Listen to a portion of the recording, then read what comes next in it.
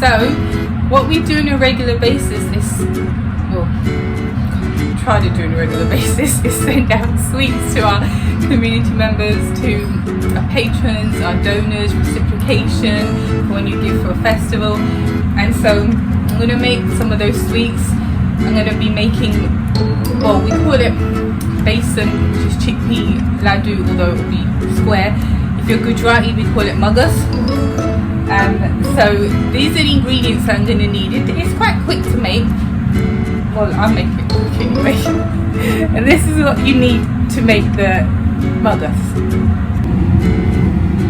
Alright, can you see me? So, okay, we're melting the butter. As you can see, 4 blocks of it. That's going to take a while. I'll turn it up a bit, we obviously don't want it to burn. So once it's melted, then we add in the chickpea flour, besan flour. But first we're just melting it. Alright, so the butter is melted now. Right. So I'm going to put in the chickpea flour because we need to toast this. We don't want it to burn, so we have to stir it constantly. As much as I guess you can. Preferably all the time. Can you see it? So you want to move in a bit. Alright, can you see that? Hold on. So you see? I can't do it more now, but anyway, we're going to stir all this nice. And we basically will know that it's done because it will smell very nice, and also the colour will turn golden, you'll see. Alright, so you can see it's the chickpea flour has nicely mixed in with the butter. It's a nice colour, but this isn't the colour we're going for. We're going for a darker roasted colour. And obviously when we're cooking in Radharani's kitchen, we don't sniff things and taste things and this, so, but like I said, the test is when the colour changes, and also when you can actually smell it. Obviously we're not going to smell it purposefully, but there will be a smell and you'll understand, okay, it's done now. But it does take a while, and you do have to keep stirring, and your arms will get exercise and muscles. Like I said, this is a double batch because we've got quite a big mail out going out to our community, so I doubled it up. Alright, I'll be back in like 10 hours. Hi Jackie. Alright, so as you can see, it's now golden brown, and like I said, we don't obviously purposefully smell it, but you can tell that it's kind of aromatic. And definitely, I don't know if you can tell that on the camera, but it has definitely changed colour, and it goes golden brown. Obviously the flour is kind of yellow to begin with, so it's not that it gets done in 2 minutes, as you might say, oh, it's already, but you can tell the difference now that we've toasted it for some time. That, let me see how long it will take. About, I don't know, 20 minutes, let's say 20 minutes, yeah, at least on medium heat, constantly stirring though, because maybe a bit more even time, because you do not want it to burn, and you don't want it to stick. You just constantly stir, and you can work up your arm muscles. So now you have to take it off the heat, because we're going to add the icing sugar, but you don't do that while it's still cooking, so we're going to shift it off the heat, and then we're going to add the sugar. So this is cooked now, essentially. This is done. There's no more cooking to do, so I just turn off the heat, but I'm going to move it across as well, not leave it on this. Alright, so I'm going to add the icing sugar.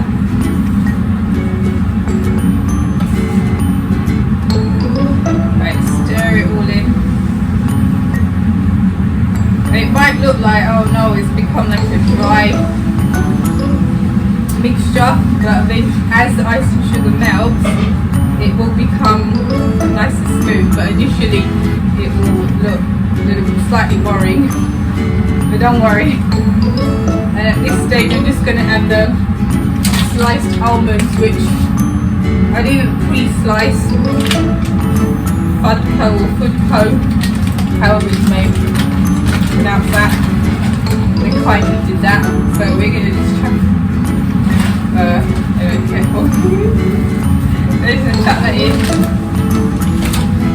You can toast them, pre-toast them, but no, anyway, I'm not doing that today. They're getting toasted in here anyway, along with everything else, so yeah, alright. I'm going to continue this for a bit because it requires some more muscle. But it is melting. So whereas the mix, let me move you from, hang on. Alright, see that, that's much better. So, whereas initially it all kind of dries up when you first put the ice and sugar, as it comes in contact with the hot chickpea flour, basic flour, it actually becomes smooth. It becomes it doesn't become liquid. If it does become liquid, that's a bit of a worry as to why that happens, but it definitely is smooth. Like the way I describe it is like chunky peanut butter and smooth. So obviously it's not totally smooth because it's got the top almonds, but I mean the consistency is like smooth peanut butter. Just to have an analogy or something you can relate to. Alright, I'm gonna muscle after this, so let's do a bit more of a mix and then I'm gonna put it in the trays and I'll see you when I do that. Alright, Hare Krishna. So I've divided the mixture into 2 trays and I'm gonna put these poppy seeds that I showed you earlier. You can put like, what else can you put? You can put sliced almonds, again, you can put other nuts, but I'm just going to put these white poppy seeds, and then basically it's done. Can't eat it obviously because it's not set and it's very hot, so you will burn your little tongue, so you need to put it in the fridge. So basically this will be offered for Rajbog, because I'll be starting that in a minute. So then this will be offered as the Rajbog sweet. And definitely by then, because it was offered at 12, it will be set. So you have to remember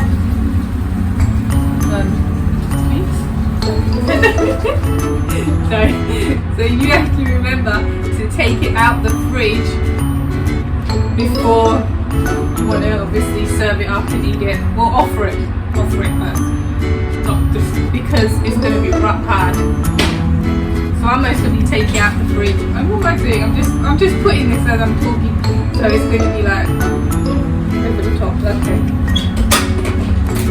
Right, so that's done.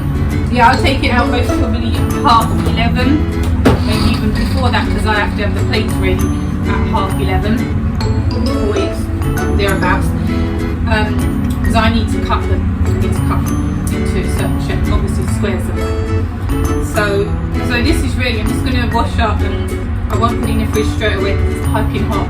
Once I finish washing up and dry up, which is the ongoing essential task of cooking, then they will go in the fridge. And it's now 8:30, so like I said, I will take them out. I'll mostly take them out at 11, at 11:15. I mostly take it at 11:15. It's 8:30 now, so I'll wash up, and that's it.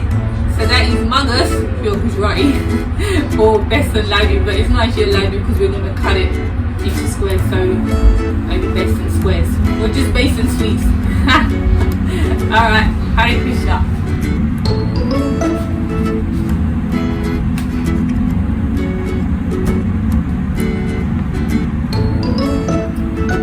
So here you go, Here's the finished product of the buggers. 2 per plate for their lordships. You can see I got 2 trays out of it. I'm going to cut them up. But there's going to be 2 per plate, and they're going to be offered for Raj for Krishna's lunch. And then we pack them up and we send them out to our community, to our donors, patrons, etc.